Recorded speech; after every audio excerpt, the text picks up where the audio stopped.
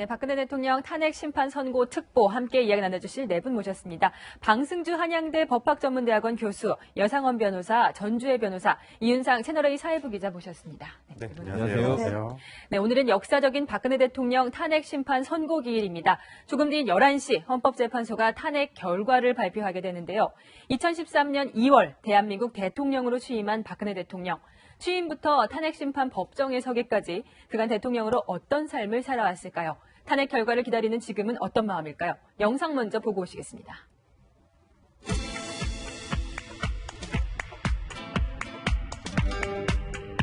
저는 깨끗하고 투명하고 유능한 정부를 반드시 만들어서 국민 여러분의 신뢰를 얻겠습니다.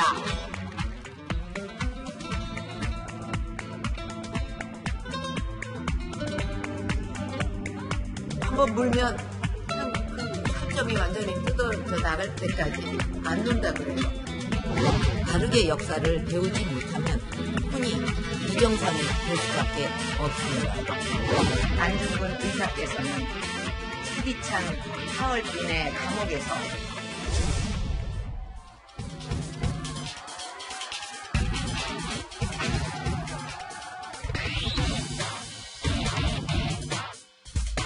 오랜 인연을 갖고 있었던 최순실 씨로부터 도움을 받게 되었고 내가 이러려고 대통령을 했나 하는 자괴감이 들 정도로 괴롭기만 합니다.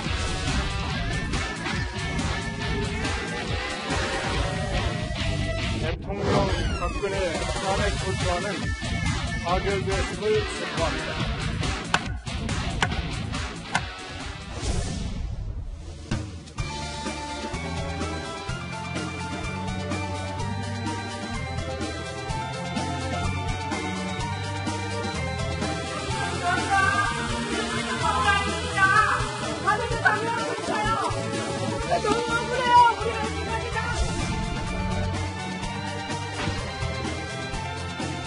그거는 엮어도 너무 어거지로 엮은 거고요.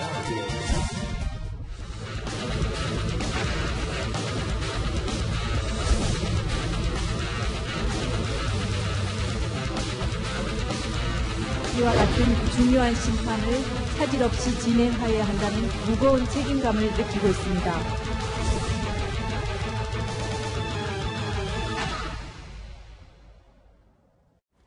네, 이제 탄핵 심판 선고까지 45분 정도 남았습니다. 먼저 이윤상 기자, 그동안 이 법조 기자로 이 탄핵 심판 과정을 가장 가까이서 지켜봤는데요. 그동안 92일 정도 걸렸습니다. 이 재판 과정 좀 간단하게 설명해 주시죠.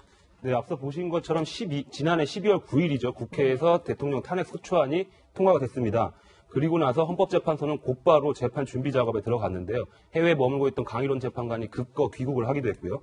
그리고 나서 지난해 12월 22일 첫 준비 기일이 열리고 변론 기일이 진행이 됐습니다. 그런데 올해 1월 31일에 박한철 소장이 퇴임을 하면서 9인 체제였던 헌법재판소가 8인 체제로 유지가 됐고요. 일주일에 두세 차례씩 심리를 열 정도로 집중적으로 변론 기일을 진행했습니다. 그리고 2월 27일 최종 변론 기일이 진행이 됐고 그 다음날 2월 28일부터 헌법재판소가 최종 결론을 내기 위한 평의를 계속해서 진행해왔고 오늘 최종 결론을 내게 됩니다.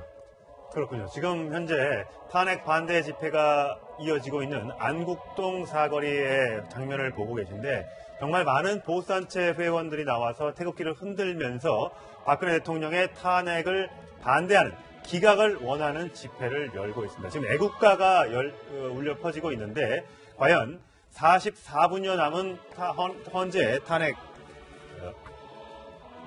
반대 집회가 열리고 있는 모습 보여지고 있고요. 이번엔 찬성 집회가 열리고 있는 멀리 떨어져 있지 않습니다. 정말 국민 여론이 두 동강 나서 현재의 탄핵 선고를 기다리는 장면 저희가 연달아서 보여드렸습니다. 앞으로도 계속해서 현장 중계가 들어오는 대로 소식을 전해드리도록 하겠습니다. 자, 지금 현재 시간이 10시 15분입니다. 자, 방 교수님. 네. 지금 현재는 재판관들은 뭘 하고 있는 건가요? 글쎄요. 평의를 또 열어서 마지막 결론을 내리게 되는 건가요? 아마도 이제 그렇게 추측이 될 수는 있겠는데요. 예. 네. 이미 어제 저녁에 늦게도 다 9시나 10시에 퇴근을 했으니까 어제 저녁에 결론이 이미 나지 않았을까요? 그건 뭐 저로서야 예. 속단할 수 없을 것 같습니다. 뭐 어느 정도의 그 결론은 가지고 있을 테지만 선거 직전에 보안상 이유로 선거 직전에 편결을 해서 확인할 수도 있다라고 생각이 듭니다. 네. 일단 결정문 자체는 어젯밤에 인용이냐 기각이냐 경우의 수에 따라서 각각의 경우에 맞춰서 다 준비를 했었을 것으로 예. 생각이 되고요.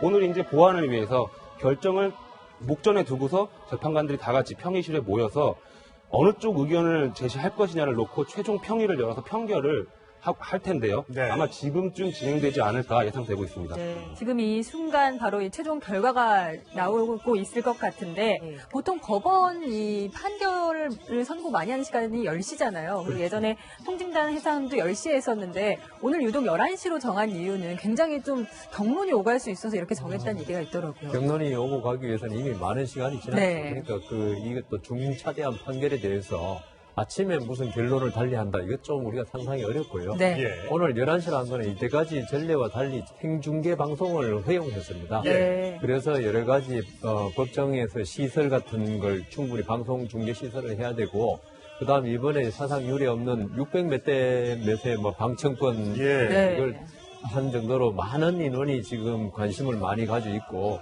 이 부분에서 헌법재판소도 사상 초유의 일에 대해서 보안도 사실 진짜 중요하거든요. 네. 이제 밖에서 만일 양쪽 중에 누가 그래서는 안 되겠지만은 헌법재판소로 이렇게 뚫고 들어온다든가 네. 이런 문제 여러 가지 보안 문제 아침부터 전부 다 그 점검을 철저히 하느라고 네. 아마 시간이 11시가 아닐까. 1시간 가지고 그게 뭐 편결이 새로 예. 하고 뭐 이런 건 아닐 것 같습니다. 예.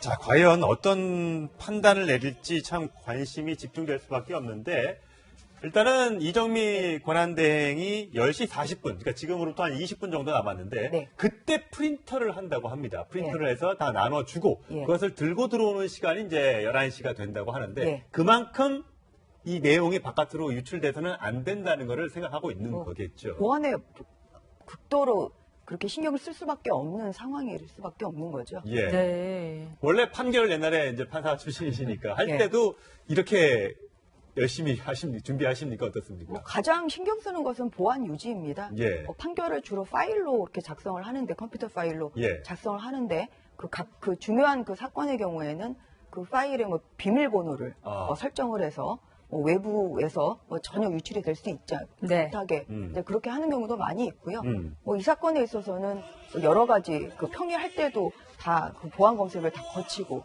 도청 자체가 있는지 이런 걸 다 거치고 했다는 것이라서 네. 굉장히 보안 유지에 신경을 쓸 수밖에 좀 없는 것이 당연하다고 생각을 합니다. 저희들 판사들은 있죠. 이 주문이라는 거 있잖아요. 오늘 네. 주문은 뭐냐면 대통령을 파면한다, 아니면 기각한다, 각하한다의 주문인데 네. 이 주문은 자기 아버지한테도 안 알려준다고 하는 말이 있습니다. 그 정도로 주문에 대해서는 판사들은 어떤 병적일 정도로 어떤 보안에 관한 그게 있는데요. 네. 네. 왜 또 그런 이야기가 왜 나오냐 하면요. 제가 서울중앙지법에서 했던 재판하고 이거하고는 비교가 안 되겠지만 네. 거기서도 제가 판결문 다 작성해가지고 피고인 징역 1년 선고를 갖다가 기재했다가 네. 법정에 들어가서 피고인의 태도가 워낙 불성실하고 해가지고 거기에 다시 재개해서 네. 징역형을 올린 사실이 있거든요. 그러니까 이게 마지막 선고할 때까지 어떤 사정이 벌어질지 그리고 그 피고인의 태도도 중요하지 않습니까? 재판할 때. 그래서 이런 주문에 관해서 있죠. 미리 이야기를 했다가 나중에 혹시 이번 경우는 그렇지 않겠지만은 주문이 바뀔 수 있는 경우가 항상 있기 때문에 네. 그러면 큰일 나지 않습니까? 네. 그래서 판사들은 주문에 대해서는 자기만 알고 있고 누구도 모르게 해야 된다는 거죠. 네. 그런데 이번에는 노무현 전 대통령 탄핵 심판 때랑은 달라진 점이 예전에는 다수 의견만 결정문에 적으면 됐는데 이제는 이 재판관 개별의 의견과 소수 의견까지 적어야 하기 때문에 이번에 재판관들이 더 긴장이 될 것이다 이런 얘기도 있더라고요. 그렇습니다. 네.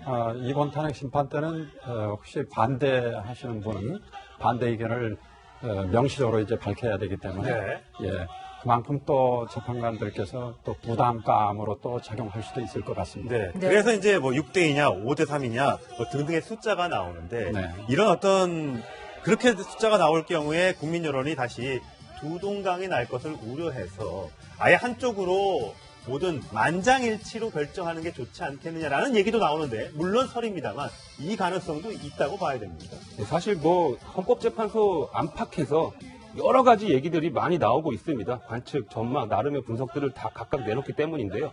물론 앵커께서 말씀하신 것처럼 8대0, 인용이든 기각이든 한쪽으로 만장일치로 해서 결론을 내는 것이 어떤 승복하기도 편하고 예. 사회 안정을 위해 좋지 않냐 그런 의견들을 내는 사람들도 있긴 합니다. 그렇지만은 지금 실제로 이 마지막 선고일이 열리기 전까지는 어떻게 이게 진행이 될지 예측하기는 어렵습니다. 네, 이윤상 기자, 그런데 오늘 하마터면은 또 법원에서는 최순실 씨의 공판이 있다면서요. 아마 법정 안에서 이 탄핵 결과를 들을 수도 있겠어요. 예, 그렇죠. 아무래도 박근혜 대통령 탄핵 심판 사건에서 가장 마음을 졸이고 가슴을 네. 졸이고 있는 사람이 최순실 씨일 겁니다. 그 최순실 씨 변호인의 얘기를 들어보면 최순실 씨가 이제 법정에 재판을 받으러 나오지 않을 때 오전에는 신문을 보고 오후에는 TV를 보고 하면서 예. 관련 소식을 접하고 있다고 합니다. 아, 그러면서 나 때문에 박 대통령 어떡하나 죽고 싶다 이런 말을 하기도 하고 네. 정치적 사형 선고를 하려고 한다. 이런 말도 한다고 합니다. 네. 또 어떤 결론이 나든 대통령과 함께 하겠다. 힘을 합치겠다. 이런 말도 하고 있다고 하는데요. 네. 그 아무래도 이번 탄핵 심판 그리고 검찰과 특검의 수사 발단이 최순실 씨 아니겠습니까? 네. 그러다 보니까 아마 좀 무거운 책임감을 느끼고 있는 것 같습니다. 여러 가지 이제 법률 용어들이 많이 나오게 될 텐데 혹시 법률 용어 중에 그런 게 있습니까? 대통령직 허용 불능 뭐 이런 단어도 있습니까? 그런 거 처음 들어보는 것 같은데요. 아마 그 허용불능이 아마 그거는 그 저기 말 이 조어를 전문적으로 하는 분들이 지어낸 것 같고요. 네. 이번에는 그 저기 나오는 게 대통령을 파면한다, 아니면 각하한다, 기각한다 세 가지 중에 하나로 보이지 그런 거는 법률 용어도 아니고요. 예.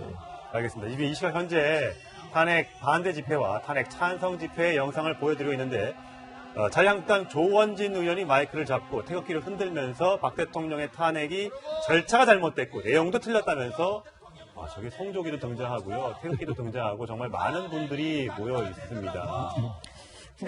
어떤 식으로든 결론이 나든 저게 국론이 분열되는 걸로 가지 않을까 정말 걱정이 됩니다. 오늘 그 모 신문사에서 여론조사한 것을 보면 네. 그 인용 시에는 승복률이 87%. 여론조사. 예. 인용 기각 시에는 48%, 50%가 안 되거든요. 예. 그런데 어떤 결론이 나더라도 헌법재판소의 결정을 존중을 해야 되고 예. 지금 저 순간에는 물론 본인이 지지하는 뭐 그런 그 정치적 판단을 요청을 하겠지만 네. 헌법재판소 결정 이후에는 여야나 모든 국가기관이 헌법재판소 결정을 존중하는 예. 그런 통합의 모습을 보여주는 것이 가장 지금 현재로서는 필요한 자세라고 할 수 있습니다. 네, 여론조사 결과를 오늘 조간신문에 난 건데요. 탄핵이 인용될 경우에는 10명 가운데 9명 가까이가 탄핵 이 결과 선고에 승복하겠다고 한 반면에 반대로 이제 기각될 때는 조금 다른 내용인 것 같습니다. 기각될 때는 반반입니다, 정말.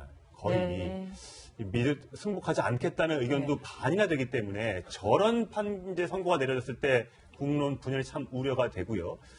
전체적으로 봤을 때는 기본적으로 많은 사회 지도층들도 얘기하고 언론에서도 얘기하는 것처럼 승복을 하는 그런 문화, 그게 가능해야지만 이번 위기를 기회로 삼을 수 있다는 의견이 나오고 있습니다. 박근혜 대통령 찬반 의견만 놓고 보면 탄핵이 통과돼야 된다는 의견이 77.7, 반대가 19.9로 나타나고 있습니다. 그 많은 분들이 제 여론조사 가지고 네. 여론이 저러니까 그 탄핵이 인용돼야 한다 이렇게 말씀하시는 분도 가끔 예, 있어요. 맞습니다. 네. 근데 우리가 법원에서 재판이라는 거는 어떤 여론 가지고 하는 게 아니고요. 그 판사들이 철저히 사실 인정과 사실 인정이 된 다음에 거기 법리가 맞느냐 그걸로 하는 거기 때문에 이게 더 그 문제가 이 여론이 너무 우세하니까 그 헌법재판소가 거기서 움직일 거 아니냐 이런 걸 전제로 해가지고 불복 이야기가 나오거든요. 근데 저는 그거는 정말 맞지 않고 예. 그러면은 제가 볼 때는 그 탄핵을 우리나라 헌법재판소에 맡기는 제도를 택하면 안 되고요. 예. 국회에서 미국같이 상하 양원에서 하든지 이렇게 헌법재판소로 안 되는 제도를 택했으면 그 말도 맞는데 네. 일단 그 법리를 전문으로 하는 헌법재판소에서 헌법재판을 하는 마당에는 이게 여론이 이러니까 이렇게 돼야 한다. 이런 주장을 하면서 나중에 안 될 때는 그러니까 인용 여론을 주장한 사람은 또 그 인용이 안 될 때 불복하겠다는 거 아니겠습니까? 네. 결국은. 그런 거는 정말 그 민주 시민으로서 그 법치주의 국가 그리고 우리 87년 헌법을 만든 그 입법자의 그리고 국민들의 의지와 반하는 네. 그런 이야기를 한다는 거기 때문에 그런 분들은 우리 현행 헌법 하에서 오히려 현행 헌법을 지금 박 대통령이 위헌적인 행동을 했다고 지금 탄핵하지 않습니까? 네. 그런데 그 헌법재판소 결과가 내 마음에 맞지 않다고 그게 불복하고 무슨 행동을 하겠다. 그게 바로 또 위헌적입니다. 네. 예. 그렇기 때문에 저는 승복해야 한다고 봅니다. 예. 네. 저는 이제 어떻게 좀 말씀드리고 싶냐면요. 이제 그 헌법재판관들의 의견이 다 이제 기재가 되어 있어서 뭐 찬성 의견, 탄핵 의견인지 아닌지 뭐 그런 부분에 있어서는 헌법재판관들이 뭐 역사적인 결정 앞에서 뭐 소신에 따라서 그런 정말 뭐 여론의 눈치를 보지 않고 법과 원칙에 따라서 결정을 내려주실 것이라고 믿습니다. 예. 근데 한편 또 헌법재판소에서 지금 이루어지고 있는 이런 탄핵 재판은 결국은 가장 중요한 것은 중대한 법 위반이냐 아니냐는 국민으로부터 받은 국민의 신임을 결국 박탈을 해야 되냐 말아야 되냐 이제 그런 것을 결정을 하는 결정이거든요. 예. 그래서 이런 국민의 그 여론이 결국 국민의 신임을 이뤄내냐 안 이뤄내냐를 판단하는 데 있어서 네. 뭐 어느 정도는 전혀 고려를 할 영향이 수 없을 있는 수는 없다. 고려를 할 수 고려 있는 대상이다. 요소는 뭐 거기에 좌우되는 건 아니겠습니다만 예. 고려를 할 수 있는 그런 요소가 예. 될 수 알겠습니다. 있는 거 아닌가 싶습니다. 네. 어쨌든 국가의 운명을 결정해야 하는 헌법재판소 재판관들 그동안 90일 넘는 시간 동안 정말 경무에 시달렸는데요. 오늘 오전에는 유독 일찍 출근을 했다고 합니다. 그런데 이정미 재판관이 출근을 했는데요. 이윤성 기자 그 헤어 장비라고 하는 헤어롤을 이렇게 머리에 예. 하고 출근했어요. 근데 저 장면을 보면서 드는 생각이 얼마나 경무에 시달리고 힘들었으면 이렇게 다 챙기지 못했을까 이런 생각이 들더라고요. 아무래도 오늘 이제 11시부터 진행되는 심판 선고를 고민하다가 네. 저런 뭐 해프닝, 그러니까 실수를 하게 된 것 같은데요. 예. 평소보다 조금 일찍 출근했단 말이죠. 네. 그러다 보니까 머리 손질할 시간이 없어서 차 안에서 머리 손질을 하지 않았을까라고 추측이 되고요. 네. 근데 그 과정에서 선고에 대한 고민을 계속 하다 보니까 깜빡 잊고 그냥 내린 것 같습니다. 예, 저 모습을 보여주는 건 조금 그렇긴 합니다만 얼마나 고민이 깊었을까를 반증하는 내용이라 저희가 네. 영상과 함께 사진으로 준비를 또 해봤습니다. 한편으로는 인간적인 면모를 좀 볼 수 있는 네, 맞습니다. 네, 뭐 헌법재판관들도 사람이다. 뭐 네. 그런 점을 또 그러니까 느낄 수 있는 것 이정미 같습니다. 지금 권한 대행 생각 오로지 오늘 11시에 있는 예. 거기만 있다는 거지. 집에서 나올 때부터 했다는 거 아니겠습니까? 예. 차 안에서 해들리는 잠을 거의 못 잤다고 하더라고요. 예, 그러니까 네. 생각이 뭐 거기밖에 없지 머리에 노래는 할 때는 몰랐는데 네. 하고 나서는 생각을 전혀 못했던 것 같아요. 예, 탄핵식의 심판 선고 저희 계속해서 째깍째깍 돌아가고 있는데 31분여밖에 남지 않았습니다. 자, 운명의 대통령의 탄핵 선고를 해야 될 재판관들의 마음 우리가 일일이 다 들여다볼 수는 없겠습니다만 저희가 양력과 함께 그래픽을 좀 준비를 해봤습니다. 이정미 재판관 같은 경우는 울산 출신의 대전고법 부장판사를 지냈고 이용훈 전 대법원장의 추천으로 헌법재판관이 되었습니다. 자, 통진당 해산과 이 간통죄에 대해서 합헌 결정을 내린 바 있습니다. 네, 강일원 재판관 같은 경우는 이번 사건의 주심입니다. 이 탄핵 소추안이 통과되자마자 급거 귀국을 했었는데요. 이 서울 법원행정처 기조실장을 지냈고요. 국회 여야 합의 추천으로 헌법재판관이 됐습니다. 이거 통진당 해산 당시에는 해산 당시와 간통죄 심판 때는 위헌 결정을 한 바가 있습니다. 네. 지금 현재 원래는 9명이 돼야 되는데 한 8명만 남아있는 상태입니다. 앞서 말씀드렸다시피 6이냐 3이냐 이 숫자에 따라 대통령의 운명이 가리게 되어지게 됐습니다. 자, 이제 10시 반입니다. 이제 30분 정도밖에 남지 않았는데 아직 헌재 안의 장면은 저희가 영상을 아직 준비하지 않고 있습니다. 이제 헌법재판소가 그 안 영상을 공개하면 저희가 그 영상을 바로 보여드릴 텐데 방청객들은 언제부터 입장하게 되는 거예요, 이윤석 기자? 네, 방청객들은 아무래도 이제 잠시 후부터 입장이 시작될 것 같습니다. 네.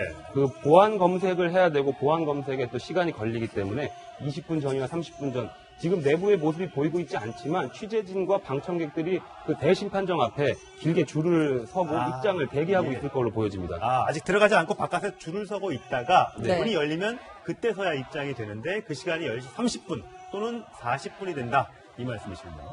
그래서 아까 제가 11시에 한 게 네. 보통 우리 지금 요새 법정에 들어가도 다 검색을 하거든요. 근데 예. 조금 이제 간이 검색이 그치는데 오늘은 법정에서 그 뭐 탄핵 찬성 반대 쪽에 돌발 행동이 나올 수 있어서 네. 어떤 흉기를 또 소지하거나 그래서 오늘 철저한 검색이기 때문에 30분 동안 검색을 그 많은 인원을 아마 출입 기자들 다 검색할 겁니다. 네, 맞습니다. 네. 그래서 그 시간이 많이 걸리기 때문에 10시로는 도저히 그 선고 시간을 맞출 수가 없기 때문에 11시로 한 것 같습니다.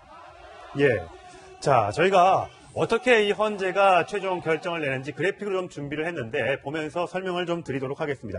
어쨌든 여러 가지 경우의 수가 있겠습니다만 이 숫자가 과거에 이제 노무현 전 대통령의 탄핵과 관련해서 비슷하게 나올 수밖에 없기 때문에 그 그래픽을 보면서 좀 설명을 좀 드리도록 하겠습니다.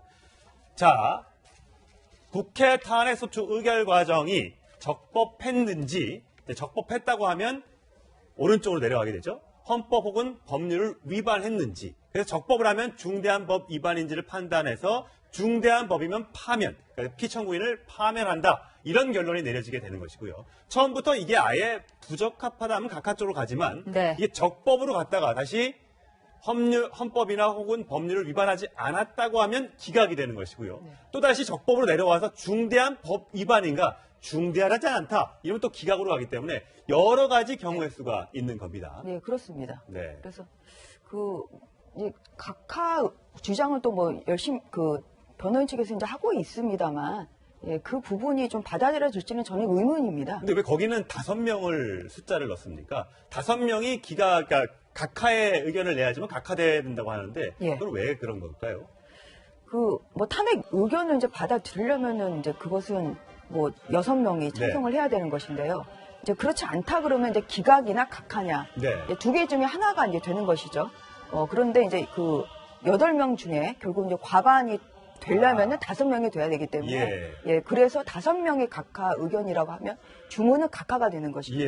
예. 거기에 이르지 못하면 기각 의견이 되는 것이라 볼 수 있습니다. 네. 그런데 심판 정족수와 관련해 가지고 네. 위헌법률 심판이라든가 헌법소원 심판 그리고 탄핵 심판 그리고 권한쟁의 심판만 제외하고 나머지 4 심판의 경우가 재판관 9명 중에서 6명이 네. 찬성을 해야만 이제 인용이 돼야 되는 것이죠. 예.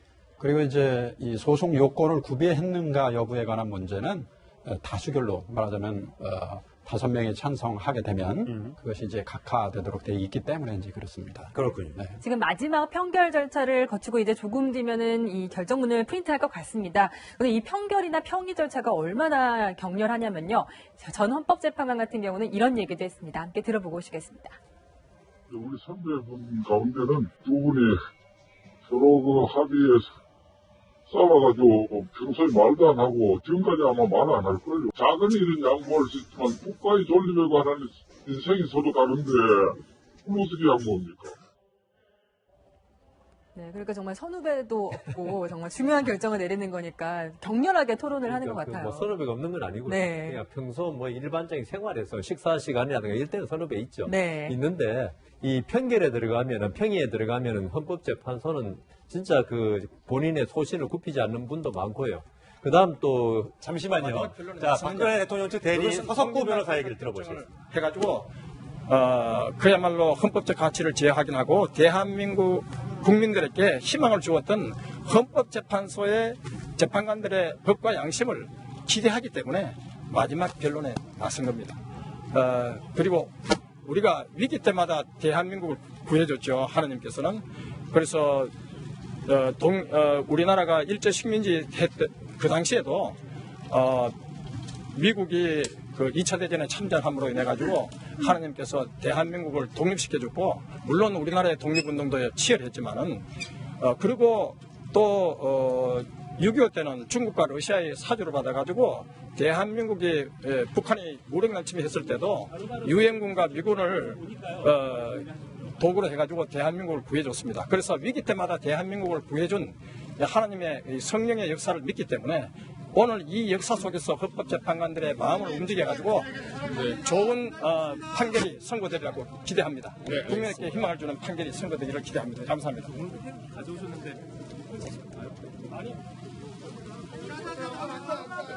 네, 방금 전에 이 서석구 대통령 대리인이 여러 가지 종교 이야기를 한 것 같은데, 예전에도 처음 나왔을 때 이 소크라테스나 이게 대통령을 약간 종교적으로 얘기하는 이런 발언을 해서 좀 논란이 있었죠. 그러니까 예수도 사형당했고 네. 소크라테스 사형을 당했다. 그게 뭐에 빗댔냐 하면은 예수나 소크라테스 전부 다 우리 인류가 존경하는 분들 아닙니까? 네. 뭐 예수야 존경의 대상, 뭐 어떤 그 종교의 대상이 좀 하지만 네. 그분들이 왜 사형당했는가? 그분들 지금 보면 진짜 옳았던 분들인데 그 당시에 여론몰이 예수도 그때 유대인입니까? 거기에서 여론몰이 해가지고 그 사형이 당했고, 소크라테스도 전혀 진짜 훌륭한 분이지만 어떤 그 여론에 당했다. 지금 현재 헌법재판소가 결국은 법으로 뭐 어떤 사실관계 정당성을 한 게 아니고, 그 뭐 촛불 집회라는 이런 여론몰이에서 지금 대통령이 희생당했다. 이런 지금 의사를 표현하기 위해서 네. 예수와 소크라테스를 이야기했고, 아까 헌법재판소 이야기했는데요. 저도 그 아까 왜 잠시만요. 네. 네, 권성동 국회 탄핵소추 있어서 대리인의 얘기를 들어보죠. 다시는 되풀이되지 말아야 될 대통령에 대한 탄핵 선고 결정이 임박했습니다. 국민 여러분과 마찬가지로 착잡하고 굉장히 긴장되는 순간입니다. 다만 우리 소추위원단은 대통령이든 그 누구이든지 간에 잘못된 행위에 대해서는 잘못됐다라는 지적을 하고 거기에 걸맞는 책임을 지는 것이 민주주의 본령이다 이렇게 생각하고 있습니다. 8분의 현자이신 헌법재판관들께서 오늘 현명한 결정을 하리라 기대하고 있습니다. 장재원 의원님.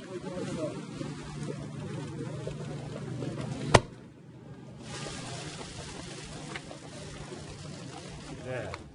자, 권성동 국회 측 탄핵소추 대리인의 현재 출석 장면을 보고 오셨습니다. 네. 자, 박 대통령의 탄핵소추 사유는 여러 가지가 있습니다. 지금 이윤상 기자 13가지가 있었는데 현재에서 5가지로 요약을 한 거죠. 예, 유형별로 정리를 했습니다.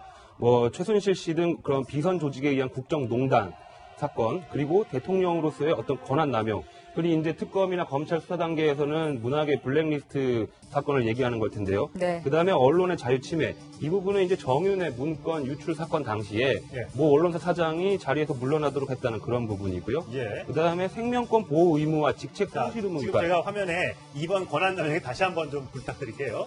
자, 예. 권한남용은 최순실 국정농단 사건으로 불리는 그 미르 K스포츠 재단 그 예. 재단 출연분과 관련한 부분이고요. 예. 두 그다음 번째는요. 권한남용 부분입니다. 예, 권한남용 부분이 미르 K스포츠 재단 설립을 위해서 기업의 출연을 강요하는 부분에 관여했다는 그 공모했다는 그런 부분을 얘기하는 것이고요. 대통령 측에서 이제 자발적 참여라고 주장하고 있는 거죠. 예, 그렇죠. 네. 세 번째는요. 생명권 보호 의무 위반이라는 거는 이른바 세월호 7시간 논란입니다.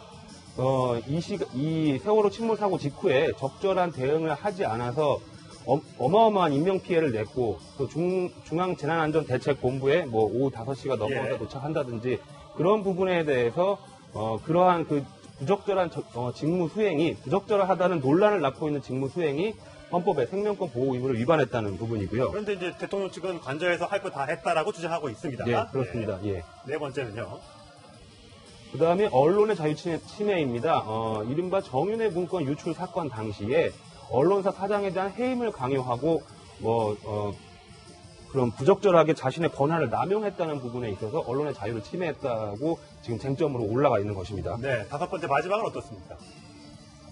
네, 뇌물수수 등 각종 형사법 위반, 그러니까 뭐 문학의 블랙리스트 사건이라든지 삼성 관련 뇌물수수에 공모했다는 그런 각종 의혹, 혐의를 받고 지금 입건이 돼 있는 상태인데요. 예. 이 부분도 그 대통령으로서 직무수행이 불가능한 어떤 그 중대한 법 위반에 해당하는지를 헌법재판관들이 판단을 해줄 것으로 보입니다. 네, 저 5가지 중에 어떤 한 가지라도 위반이 됐을 경우에 탄핵 인용으로도 이어질 수 있는 중요한 문제이기 때문에 아마 헌재 재판관들이 저 하나하나에 대한 주문을 발표하기 전에 하나하나의 근거 사유와 이유를 밝힐 것으로 예상이 됩니다.